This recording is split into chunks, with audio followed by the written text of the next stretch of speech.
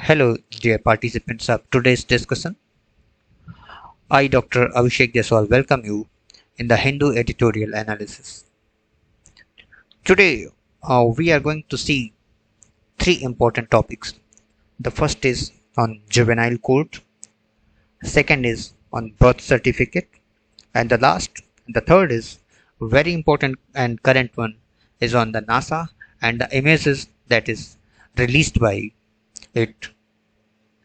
The first topic deals with the crime that is committed by juvenile and the role of judiciary system or the role of the court, that how shall court is going to decide that the crime is heinous and the criminal is liable for the task, or the criminal is liable for the punishment that is described in the law according to the age or according to their mental ability. And the second one is related to the birth certificate of the children and its regulation after 2015. Third is very interesting one that will give description of the images and also about the telescope that is involved in taking the image and its worth for general knowledge and its worth for the coming space adventures. Friends, the first topic that I said that it is on the juvenile court and their decision. So the topic is assessing juvenile or the assessing juvenility, a delicate task.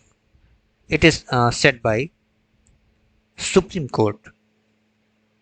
And once you say the assessing juvenility, a delicate task, why it is delicate task and it is set by Supreme Court? Because when there is the assessment of the juvenility and its crime and the focus of the punishment, it is going to decide the fate of the criminal, the fate of the juvenile crime too. And in law or in judiciary, it always happens when one case is there, then it becomes the form to court. अगर कोई एक case लिया जाता है और उसमें कोई extra ordinary judgement दे दिया जाता है तो उस जजमेंट को ये मान लिया जाता है कि आने वाले टाइम पे कोर्ट किया जाएगा। तो इस लिहाज से अभी हाल फिलहाल जो वेंसडे को एक घटना हुई है जिसमें आपने बहुत पहले सुना होगा कि एक क्लास 2 का बच्चा था और क्लास 9 के बच्चे ने उसका मर्डर कर दिया था। So he was murdered by it and जो वकील थे जिसका मर्डर हुआ था उसके साइड से उन लोगों ने कहा कि इसका आईक्यू टेस्ट हो चुका है बच्चे का जिसने मर्डर किया हुआ है और इसके बाद ये डिसाइड किया जाता है कि he was trying to kill him like an adult और उसका जो क्राइम है वो एडल्ट की तरह है। It is not as there is a case of the juvenile tax, so he should be punished, उसको पनिशमेंट मिलना चाहिए। यू सी द सस्पेक्ट, इसमें जो लिखा हुआ है, the suspect A class 9 student of the same school underwent a preliminary assessment in which it was decided that he should be tried as an adult. The bench found that his assessment was limited to an IQ test. अब ये जो bench है या जो supreme court का bench है वहीं से ये मामला आउट करके आया क्योंकि 2017 का केस है। अभी वो जो लड़का है जिसने ये काम किया हुआ था 21 साल का हो चुका है। तो बेंच ने कहा कि there is lack of meticulous, जैसे कि इसमें बोला गया there is lack of the meticulous psychological investigation. बिना मेटिकुलस साइकोलॉजिकल इन्वेस्टिगेशन के डिसाइड नहीं किया जा सकता है कि उस समय उसने एक एडल्ट की तरह व्यवहार किया। तो you see the that's why Supreme Court said that taking the judgment on such cases is a very delicate task और deciding whether juvenile aged between 16 to 18 जो 16 से 18 का होता है caused a heinous crime, जो उसने heinous crime किया हुआ है like murder or anything, does it really come in the case of his mental ability, क्या उसकी मेंटल एबिलिटी पे आता है, क्या उसको एडल्ट की तरह ट्रीट करना चाहिए, तो ये सारी चीज़ों पर ही डिस्कशन हुआ। वो कहते हैं कि इसीलिए सुप्रीम कोर्ट ने कहा there should be a meticulous psychological investigation rather than be left the discretion and per functionary wisdom, यानी कि विदाउट टेकिंग एनी मेटिकुलस और without taking any probe into the matter and just use the wisdom and say that juvenile he it was the heinous crime, it should not be considered. उसमें एक proper channel होना चाहिए, then it should be decided that the crime is really heinous, the crime really worth for the punishment or not, which comes under the juvenile criteria like 16 from like the age of 16 to 18. इसीलिए supreme Court ने Wednesday को कहा कि जो ये juvenile justice board है और children court है पूरी कंट्री में, उनको ज़रूरत है इस समय एक प्रॉपर गाइडलाइन की। एक सेक्शन का जिक्र किया जो यहाँ पे बताया गया है, सेक्शन 15। सेक्शन 15 ये बताता है कि किसी के जैसे it should protect the rights of the children, और उस सेक्शन में बताया गया है कि अगर कोई 16 से, ये बहुत ध्यान देने वाली बात है कि 16 से 18 के बीच का है, अगर किसी ने क्राइम कर दिया है तो सबसे पहले हमें उसके मेंटल और साइकोलॉजिकल कैपेसिटी को ये जानना होगा कि वो 16 से 18 साल का तो है क्या, लेकिन उसकी मेंटल एबिलिटी क्या उससे ज़्यादा है, तो उसको एक एडल्ट की तरह ट्रीट किया जाएगा। सेम इसका उल्टा भी है कि अगर कोई 18 साल से ज़्यादा है और उसने कोई क्राइम कर दिया है, तब भी उसकी आईक्यू और मेंटल एबिलिटी साइकोलॉजिकल स्थिति को देखा जाएगा कि वाकई में वो उस ऐसा किया है। So this section 15 is very important to consider that section 15 of the juvenile Justice Care and Protection of Children Act of 2015 requires a preliminary assessment to be done of the mental and the psychological capacity of juveniles aged between 16 and 18 who are involved in serious crimes। जो भी serious crime में है उनके एक assessment की ज़रूरत है। और इसके बाद में कहा है सुप्रीम कोर्ट ने that if juvenile justice board find that the crime is under the juvenile thing, then there should not be then they should not be taken things into the court, तो उसको children court में लाने की आवश्यकता नहीं है। ये बहुत बड़ा पॉइंट है। देन जुवेनाइल जस्टिस बोर्ड का एक नियम है कि अगर ये डिसीजन लिया है उन्होंने कि ये जुवेनाइल जस्टिस कोर्ट में आता है तो उसको 3 साल का एक सुधार करने का मौका दिया जाता है। और सुप्रीम कोर्ट का ये भी कहना है कि if the things are coming under the court, अगर वो कोर्ट में चीज़ें आती, बहुत ही स्पष्ट तरीके से बोल दिया गया है, if the things are coming under the court then it should be found that it should be considered under the law, and if the case is under the consideration that the child is behaving like the adult, then that child can face serious punishment like an adult।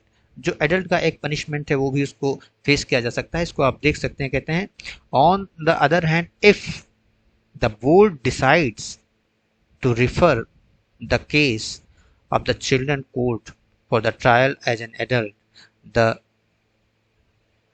juvenile, if guilty, would even face life imprisonment। कहते हैं ये humanitarian ground पे बोला जाता है कि अगर ऐसा होता है कि बच्चे हैं या जुवेनाइल कोर्ट में आते हैं तो उनको बहुत बड़ी सज़ा नहीं दे सकते हैं, उनको सुधार करने की आवश्यकता है, सुधार करने के लिए उनको भेजा जाता है।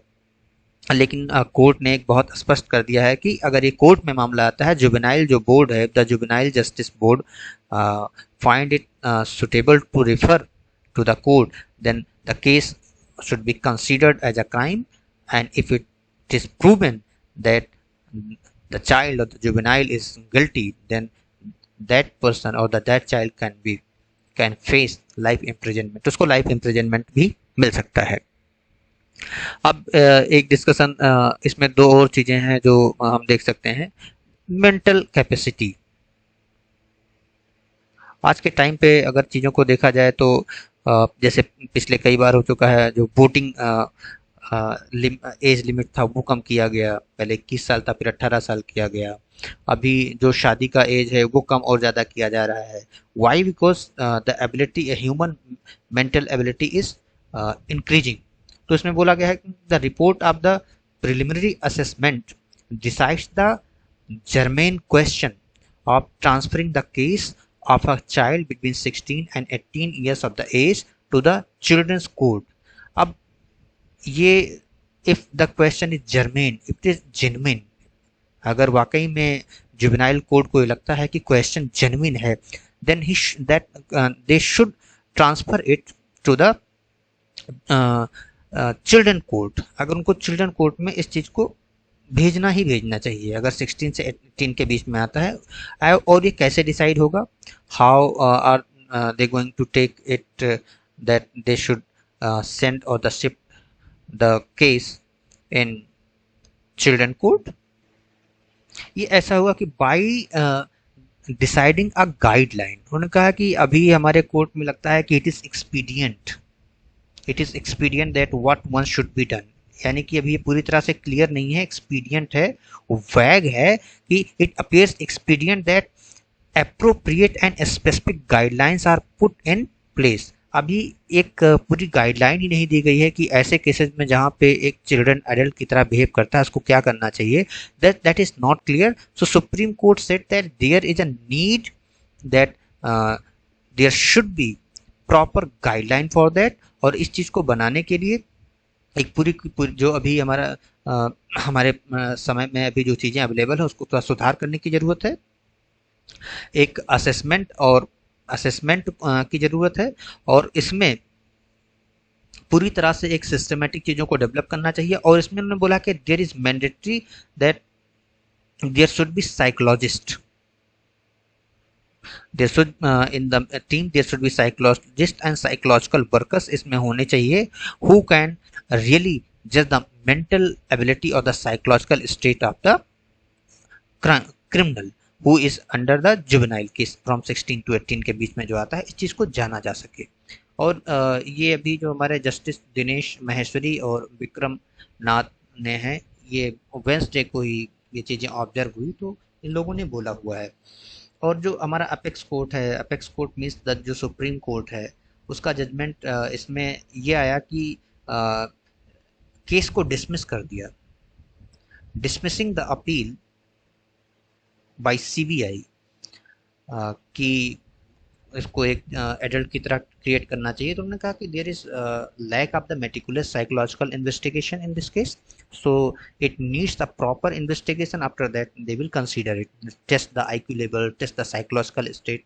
और इसके लिए भी उन्होंने ये भी पाया कि अभी कोई एक गाइडलाइन नहीं है, एवरीथिंग इज एक्सपीडियंट्स। तो उन सारी चीज़ों को गठित करने की भी आवश्यकता है। और नाथ जो है उन्होंने जो विक्रम नाथ है उन्होंने इस बात को बोला है कि इस चीज़ को गठित करने की आवश्यकता है कि असेसमेंट कमेटी गठित हो और उसमें साइकोलॉजिस्ट हो जो कि मेंटल एबिलिटी को चेक कर पाए और उसके थ्रू ऐसे केसेस को भविष्य में हम डील करेंगे। तो ये जो हमारा अभी का डिस्कशन है वो क्यों ज़रूरी है? ज़रूरी ये है कि ऐसे डिस्कशन जब कोई एक्स्ट्रा ऑर्डिनरी केसेज आते हैं तो फ्यूचर में उसको एक केस स्टडी की तरह ले लिया जाता है। That's why it is very important. So now this was one of the judiciary section. Now going ahead to see the important things that we should know regarding this discussion.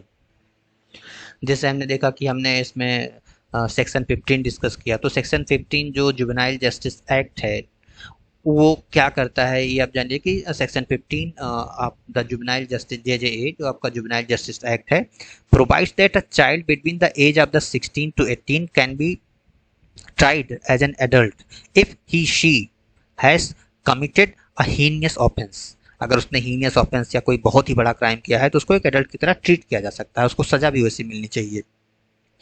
And this provision has drawn a line to classify juvenile delinquencies, delinquents जो हमारे laws में डेलिक्वेंट्स हैं जो categories है उसको भी justify करता है।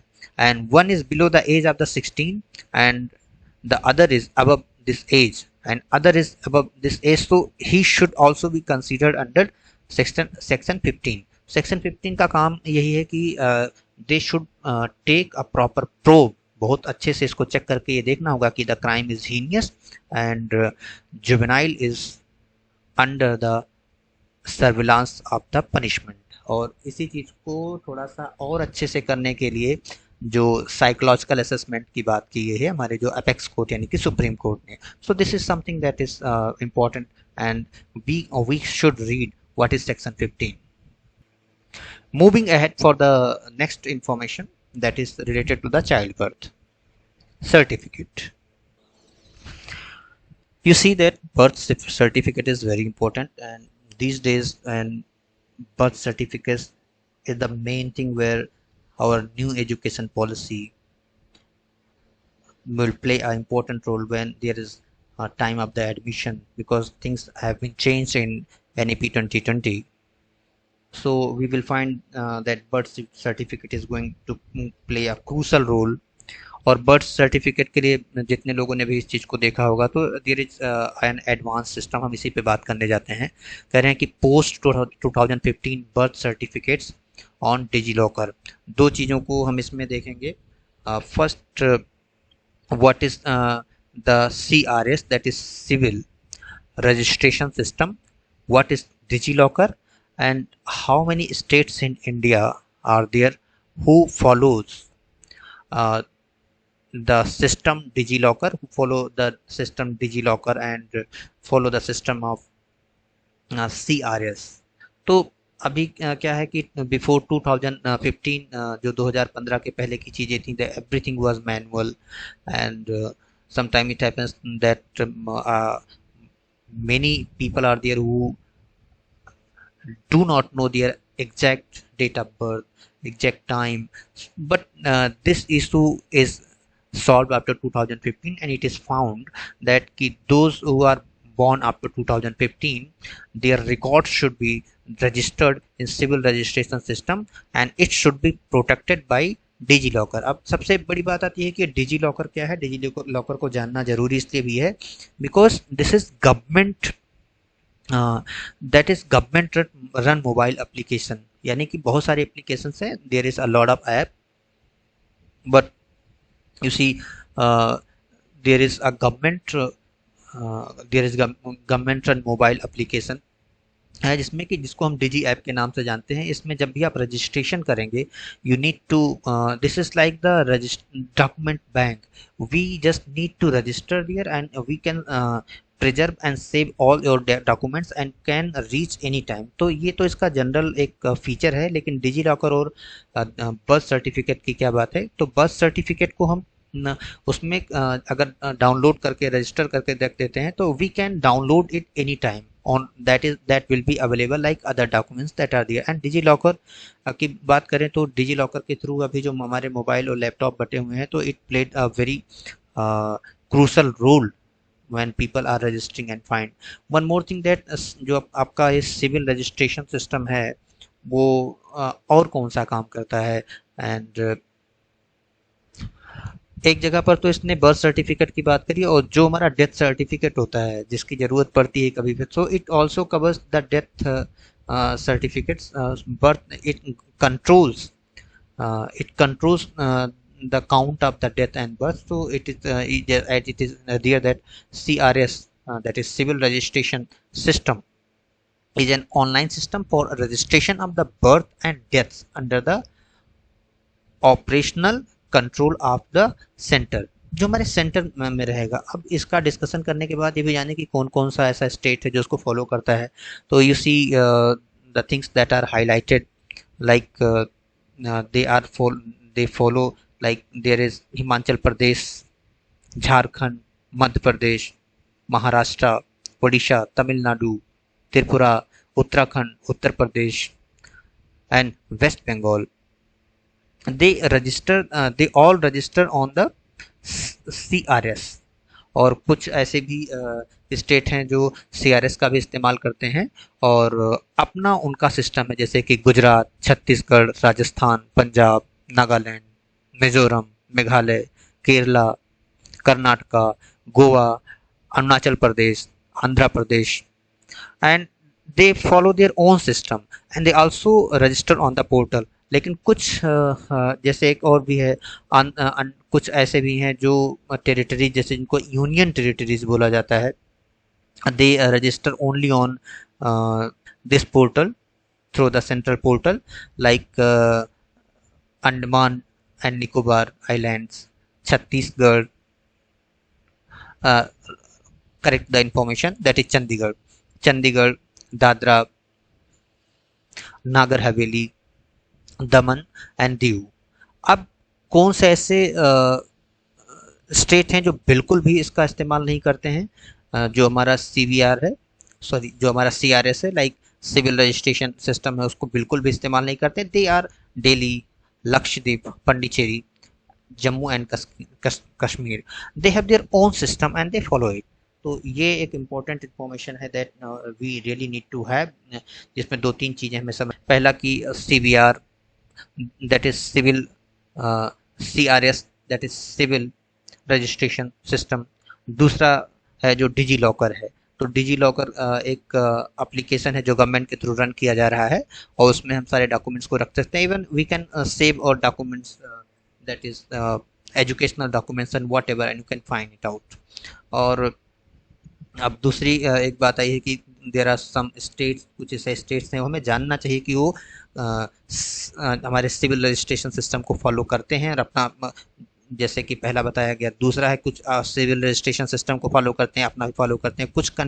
कुछ हमारे स्टेट्स ऐसे हैं जैसे दिल्ली, लक्षद्वीप, और ये जानना जरूरी है, Delhi, Lakshadweep and Pondicherry and Jammu and Kashmir, they have their own registration system and they don't follow CRS, that is civil registration system. So that's it about this child birth certificate. Now moving towards the next thing. कितना खूबसूरत नज़ारा है। You see, this is the cluster of the galaxy and beautiful images, जो कि हम कभी फिल्मों में एनिमेटेड देखते थे, आज ये गैलेक्सी में ऐसे इमेज लिए गए हैं। And these are the actual and unmodified images that are beautiful। अब बात आती है कि इसको हम क्यों जानें। एक तो ये है कि भविष्य में आने वाले समय में जब भी हम गैलेक्सी की बात करेंगे तो we are going to see clear images, we are going to see clear things, कौन सा तारा है, कौन सा तारा बन रहा है, for searching new space centres, for searching new areas where research can be circulated and also research can be done। तो ये सारी चीज़ें जानने के लिए जो हमारे स्पेस हैं, स्पेस में किस जगह पर कैसी कंडीशन है, क्लियरिटी इज़ वेरी इंपॉर्टेंट। सो ये अब इसमें एक बड़ा रोल आता है टेलीस्कोप का। तो टेलीस्कोप का डेवलपमेंट हम गैलीलियो के टाइम से ही देखते हैं। गैलीलियो के टेलीस्कोप को देखें और आज के टेलीस्कोप को देखें तो हमको लगेगा कि हम कोई किसी खिलौने की बात कर रहे हैं, जो गैलीलियो का टेलीस्कोप है। जैसे कि हमारे मोबाइल फ़ोन की बात करें और आज का जो मोबाइल फ़ोन है, there is big difference, but we can not just subdue और सब्सटेंशिएट देयर वैल्यू। वो उनकी वैल्यू उस समय अगर वो ना होता तो आज ही ना होता। तो यहाँ पे दो टेलीस्कोप की हम बात करेंगे कि पहला टेलीस्कोप जो था उसके थ्रू हमें बहुत ही ब्लर्ड इमेजेस आते थे, और आज का जो टेलीस्कोप है जो कितनी क्लियर इमेज देखता है, जो देखते हैं। और जो ये इमेज ली गई है, जो इम्पोर्टेंट थिंग मैंने बोला था शुरू में ही, क्या है कि ये जेम्स वेब स्पेस टेलीस्कोप से ली गई है, जिसको शॉर्ट में JWST के नाम से जाने जाता है। Is a space telescope designed primarily to conduct infrared astronomy, जो कि इंफ्रारेड एस्ट्रोनॉमी को देखने का काम करता है। अब इसमें जाने कि इंफ्रारेड एस्ट्रोनॉमी है क्या। Infrared astronomy is dealing with you see with the dealing with I was just forgetting, yes, it is dealing with the concept of electromagnetic radiation। जो हमारा electromagnetic radiation है उसी से ये काम करता है।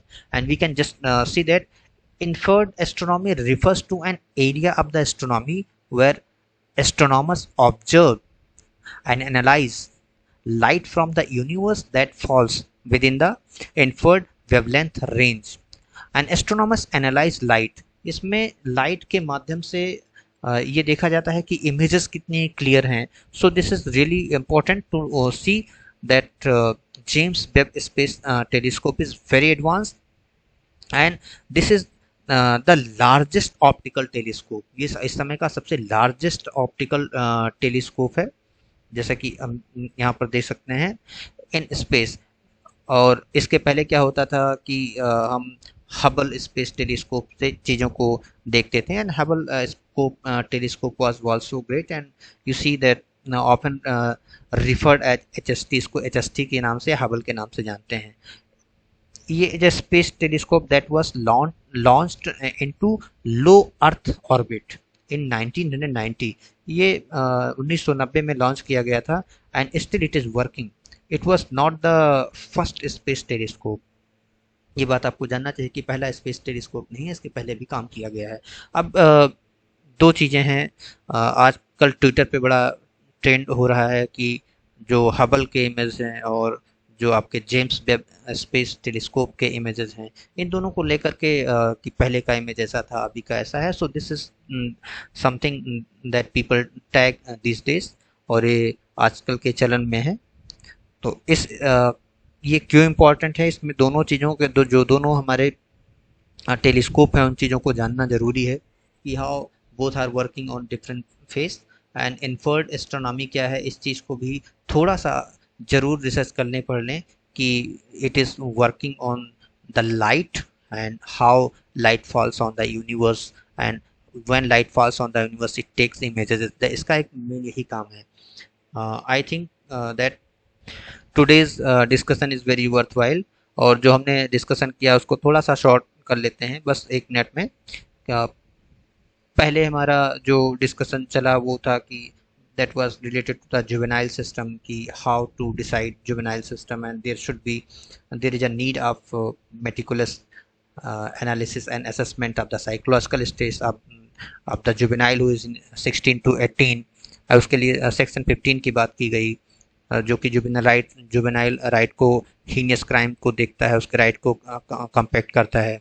दूसरा हमने बर्थ सर्टिफिकेट से रिलेटेड देखा, जो 2015 के बाद में चीज़ें आई हैं, जिसमें डिजी लॉकर की बात अभी आ रही, कुछ स्टेट फॉलो करते हैं, कुछ नहीं करते हैं. और तीसरा है हमारा जो स्पेस नासा ने जो इमेज जारी किया हुआ है, ये चीज़ें हैं. So that is all. Thank you so much for your time and hope it is going to help you. Stay connected. Have a good day.